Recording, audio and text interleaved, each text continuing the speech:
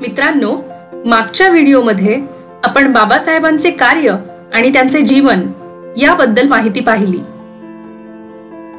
आजच्या व्हिडिओमध्ये आपण पाहणार आहोत डॉक्टर बाबासाहेब आंबेडकरांचे भारतीय स्वातंत्र्याविषयीचे विचार.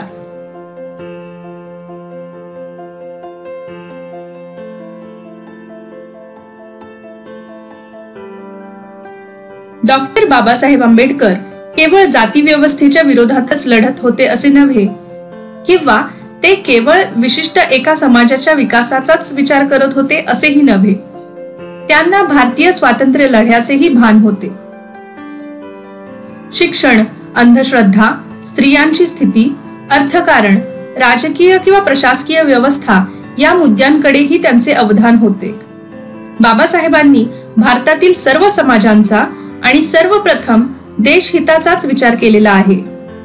एकीकडे ते जसे 1930 ते 32 मध्ये झालेल्या गोलमेज परिषदांतून अस्पृश्यांच्या न्याय व हक्कांसाठी लढतात, तसेच दुसरीकडे ते भारतातील सर्व स्त्रियांच्या उन्नतीसाठी, विशेषतः हिंदू समाजातील स्त्रियांना सामाजिक प्रतिष्ठा, संपत्तीतील हक्क, घटस्फोट इत्यादींबाबत स्वातंत्र्य मिळावेत म्हणून हिंदू कोड बिल संसदेत मांडतात आणि ते नामंजूर झाले म्हणून आपल्या मंत्रिपदाचा राजीनामाही देतात. स्त्रियांना त्यांचा अधिकार मिळत नाही यामुळे बाबासाहेबांनी मंत्रिपदाचा त्याग केला होता. राजकीय स्वातंत्र्य आधी की सामाजिक सुधारणा आधी, हा टिळक आणि आगरकर यांच्यातील वाद डॉक्टर आंबेडकरांच्याही मनात चालत होता. स्वातंत्र्योत्तर भारतात तत्कालीन अस्पृश्यांच्या स्वातंत्र्याला काहीच किंमत नसेल तर त्यातून अधिक गुंतागुंतीच्या समस्या निर्माण होतील असे त्यांचे मत होते, आणि तसे होऊ नये यासाठी त्यांनी अस्पृश्यता निवारणाचे काम हाती घेतले. 1930 सालच्या लंडन मधील गोलमेज परिषदेच्या वेळी त्यांनी ब्रिटिशांना भारत सोडावा असे ठणकावून सांगितले होते. आपल्या PhDच्या प्रबंधातूनही त्यांनी ब्रिटिशांनी भारताच्या चालवलेल्या आर्थिक शोषणाचे विश्लेषण केलेले आहे. हे आपण मागील व्हिडिओमध्ये पाहिलेच आहे. आता आपण पाहूयात डॉक्टर बाबासाहेब आंबेडकरांचे भारतीय स्वातंत्र्याविषयी विचार. स्वतंत्र भारतातील लोकशाहीविषयी चिंतन करताना डॉक्टर बाबासाहेब आंबेडकर म्हणतात की जोपर्यंत इंग्रज सरकार होते तोपर्यंत आपल्या देशातील चांगल्या वाईट गोष्टींची जबाबदारी आपण त्यांच्यावर टाकत होतो, पण आता आपण स्वतंत्र झाल्यामुळे चांगल्या वाईट गोष्टींची जबाबदारी आपलीच राहणार आहे. त्यामुळे आपल्याला आता अधिक जबाबदारीने वागावे लागणार आहे. देशाच्या सुरक्षिततेच्या संदर्भात डॉक्टर बाबासाहेब म्हणतात, भारताचे स्वातंत्र्य आपल्याच लोकांच्या विश्वासघाताने गेले आहे. आपल्याच लोकांनी देशद्रोह केला आणि भारत देश दुसऱ्यांच्या हाती गेला. मोहम्मद बिन कासिमने जेव्हा सिंधवर स्वारी केली तेव्हा राजा दाहिरच्या सेनापतीने लाच घेतली आणि तो आपल्या राजाच्या मदतीला धावला नाही. यामुळे राजा दाहिरचा पराभव झाला. मोहम्मद घोरीला भारतावर स्वारी करण्याचे आमंत्रण राजा जयचंदने दिले. शिवाजी महाराज स्वराज्यासाठी लढत होते तेव्हा इतर मराठे शिवाजी महाराजांच्या विरुद्ध लढत राहिले. आता पुन्हा तसेच होणार नाही ना, अशी मला चिंता वाटते असे ते म्हणत. जर नेत्यांनी आपल्या पक्षाचे मत हे राष्ट्रहितापेक्षा श्रेष्ठ मानले तर भारताचे स्वातंत्र्य पुन्हा धोक्यात येईल, आणि असे जर झाले तर पुन्हा स्वातंत्र्य मिळवणे अशक्यच होऊन बसेल. यासाठी रक्ताच्या शेवटच्या थेंबापर्यंत आपण आपल्या स्वातंत्र्यासाठी लढले पाहिजे. मी हिंदू, मी मुसलमान, मी ख्रिश्चन, मी शीख, मी जैन, मी बौद्ध यांना दुय्यमत्व देऊन मी प्रथम भारतीय आणि अंतिमतःही भारतीयच आहे असे आपण मानलेच पाहिजे. याच बरोबर बाबासाहेबांनी संविधानाची निर्मिती करून स्वतंत्र भारतासाठी विशेष आणि अनमोल योगदान दिले आहे. एप्रिल 1946 मध्ये नवीन प्रांतिक सरकारांच्या कामकाजाला सुरुवात झाली. प्रांतिक कायदे मंडळांना एक महत्त्वाचे काम करायचे होते. ब्रिटिश सरकारने भारताला स्वातंत्र्य देऊ केले होते आणि स्वतंत्र होणाऱ्या भारताचा राज्यकारभार राज्यघटनेनुसार होत राहावा म्हणून निवडून आलेल्या मध्यवर्ती आणि प्रांतिक कायदे मंडळांनी काही प्रतिनिधी निवडून घटना समिती तयार करावी आणि त्या घटना समितीने राज्यघटना तयार करण्याचे काम सुरू करावे असे त्यांनी सुचवले. तशी भारतीय संविधानाची निर्मिती प्रक्रिया इसवी सन 1909 च्या मोर्ले मिंटो सुधारणा कायद्यापासूनच सुरू झाली होती आणि शेवट हा 26 नोव्हेंबर 1949 ला संविधान सभेने संविधान स्वीकारेपर्यंत ती चालली. या मध्यंतरीच्या काळात इसवी सन 1919 चा मॉन्टेग्यू चेम्सफोर्ड कायदा अत्यंत महत्वाचा आहे. ज्या कायद्याने भारतीयांना मर्यादित राजकीय, आर्थिक आणि सामाजिक स्वातंत्र्य बहाल केले. हा 1919 चा कायदा बनण्याआधी 1918 च्या साउथ बरो कमिशन समोर डॉक्टर बाबासाहेबांनी निवेदन देऊन साक्ष दिली होती. त्यात ज्या मागण्या प्रामुख्याने बाबासाहेबांनी केल्या होत्या त्या 1919 च्या मॉन्टेग्यू चेम्सफोर्ड सुधारणा कायद्यात समाविष्ट करण्यात आल्या होत्या. बाबासाहेब वगळता तेथे या देशातील कुठल्याही अन्य व्यक्ती किंवा संघटनांचा समावेश का झाला नाही. फक्त डॉक्टर बाबासाहेब आंबेडकर यांनाच या देशाच्या स्वातंत्र्याची आणि या देशातल्या जनतेच्या हिताची काळजी होती हेच यातून दिसून येते. त्यानंतर इसवी सन 1927 ला सायमन कमिशन इथल्या परिस्थितीचा अभ्यास करायला भारतात आले. त्या कमिशनला महात्मा गांधींच्या नेतृत्वातील काँग्रेसने विरोध केला आणि सायमन परत जा चा नारा लावला. काँग्रेसने कुठलेही सहकार्य या कमिशनला केले नाही, परंतु बाबासाहेबांनी या कमिशनला सुद्धा आपल्या मागण्यांचे निवेदन सादर केले. त्या निवेदनात इथल्या अस्पृश्यांच्या कल्याणासाठी इंग्रज सरकारने काय केले पाहिजे यासोबतच भारतातील संविधान निर्मितीसाठी आणि राजकीय प्रांतिक विधिमंडळाची मांडणी व रचना कशी असावी याविषयी सुद्धा मार्गदर्शन केले होते. तेव्हा काँग्रेस काय, गांधी काय, तर या देशातले इतर अन्य महापुरुष, संस्था, संघटना निष्काम कर्मयोगाच्या समाधी अवस्थेत बसल्या होत्या. 1927 च्या सायमन कमिशनने केलेल्या शिफारसीनुसारच इंग्रज संसदेने गोलमेज परिषद बोलावली. त्यात बाबासाहेबांना पुनश्च आमंत्रित करण्यात आले. या पहिल्या गोलमेज परिषदेला काँग्रेसने बहिष्कार घातला, पण बाबासाहेबांनी गोलमेज परिषदेत हजेरी देत इंग्रज सरकारला या देशाला कशा प्रकारच्या कायद्याची गरज आहे हे पटवून दिले. भारतातील प्रांतिक आणि केंद्रीय विधिमंडळाची रचना कशी असावी हे सुद्धा पटवून दिले. हे गांधी आणि काँग्रेसला माहीत झाल्याने गांधीजी व काँग्रेसचे महत्त्व टिकून राहावे म्हणून गांधी दुसऱ्या गोलमेज परिषदेला हजर झाले. तेथेही गांधी आणि बाबासाहेब यांच्यात भारतीय सामाजिक परिस्थिती लक्षात घेता आवश्यक असणाऱ्या तरतुदींसंबंधाने मोठ्या प्रमाणात खडाजंगी झाली. शेवटी गोलमेज परिषदेने बाबासाहेबांच्या बाजूने ठराव घेतला. गांधींना त्यात सपशेल अपयश पचवावे लागले आणि बाबासाहेबांपुढे गुडघे टेकावे लागले.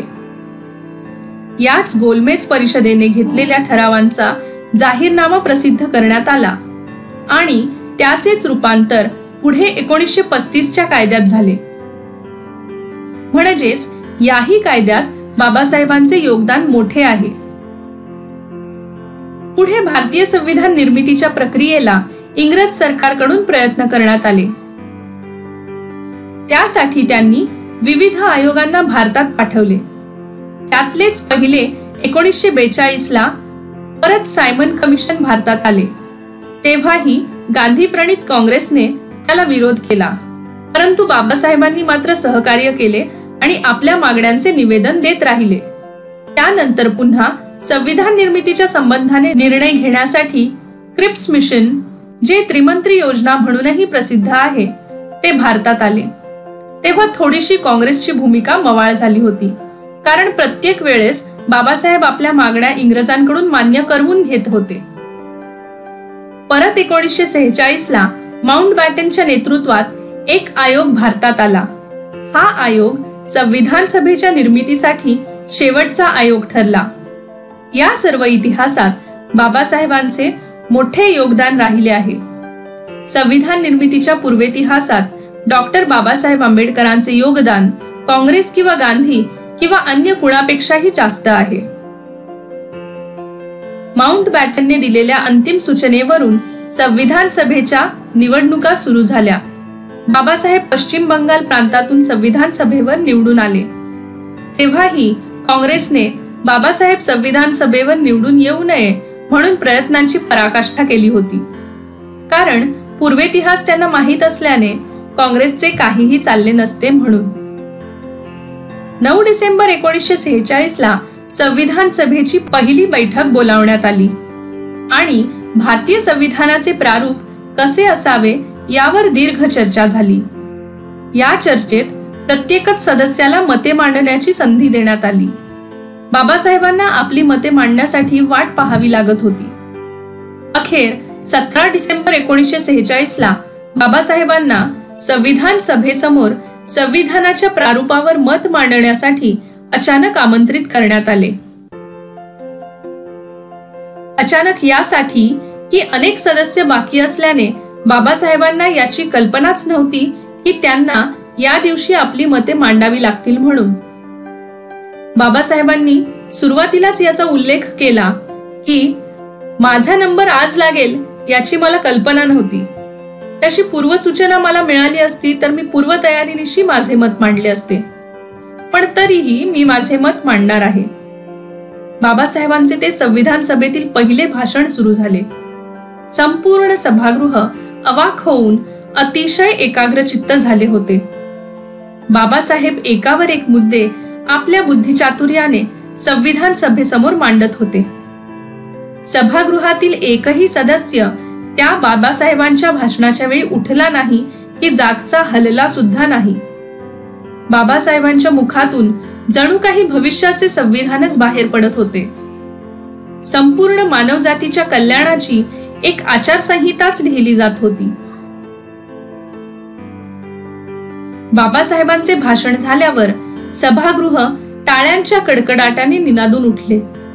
संपूर्ण सभागृहातील सदस्यांनी बाबासाहेबांच्या विद्वत्तेपुढे मानच झुकवली. बाबासाहेबांचे विरोधकही त्या भाषणाने इतके प्रभावी झाले की त्यांच्या तोंडून कौतुकाचे शब्दही फुटत नव्हते. अशातच भारत आणि पाकिस्तान फाळणी होण्याचे संकेत होते आणि ती झाली. बाबासाहेबांचा मतदारसंघ पाकिस्तानात गेला. त्यामुळे संविधान सभेतील त्यांचे सदस्यत्व धोक्यात येणार होते. अशा परिस्थितीत ज्यांनी बाबासाहेबांचे 13 डिसेंबर 1946 चे भाषण ऐकले होते त्या बाबासाहेबांच्या समर्थकांचा आणि संविधान सभेतील अन्य सभासदांचा काँग्रेसवर दबाव निर्माण झाला. काँग्रेसला पण बाबासाहेबांना संविधान सभेतील कामकाजापासून अलिप्त ठेवता येत नव्हते. कारण इतकी प्रचंड विद्वत्ता आणि कल्याणाचा जाहीरनामा संपूर्ण काँग्रेसमध्ये कोणाकडेही नव्हता. भारताचे संविधान बाबासाहेबांशिवाय बनणे अशक्यप्राय होते हे काँग्रेस चांगलेच ओळखून होती. म्हणूनच शेवटी जयकरांचे मुंबई प्रांतातील संविधान सभेतील सदस्यत्व रद्द करण्यात आले आणि त्या ठिकाणी बाबासाहेबांना संविधान सभेवर निवडून आणण्यात आले. काँग्रेस, संविधान सभा आणि भारत देश या सर्वांचीच ती गरज होती. बाबासाहेब संविधान सभेवर निवडून जाणे सर्वांच्याच हिताचे होते. त्यानंतर बाबासाहेबांनी संविधानाच्या मसुदा समितीच्या अध्यक्षपदावरून केलेली कामगिरी आणि त्यांची संविधान सभेतील सर्व कलमांवर केलेली भाषणे म्हणजे या देशाचे भवितव्यच होते. संविधान निर्मितीचा हा पूर्ण इतिहास आपण लक्षात घेतला तर बाबासाहेब संविधान अंमलात येण्याच्या आधीच भारतीय घटनेचे शिल्पकार बनले होते हे स्पष्ट होते. डॉक्टर बाबासाहेब आंबेडकरांना स्वतंत्र भारताच्या राज्यघटनेचे शिल्पकार ठरवण्याचा बहुमान आम जनतेने बहाल केला आहे. मसुदा समितीचे अध्यक्ष या नात्याने संविधानाचे शिल्पकार डॉक्टर बाबासाहेब आंबेडकर यांनी मसुदा घटना समितीला सादर केला. मसुदा समितीचे अध्यक्ष या नात्याने संविधानाचे शिल्पकार डॉक्टर बाबासाहेब आंबेडकर यांनी मसुदा घटना समितीला सादर केला.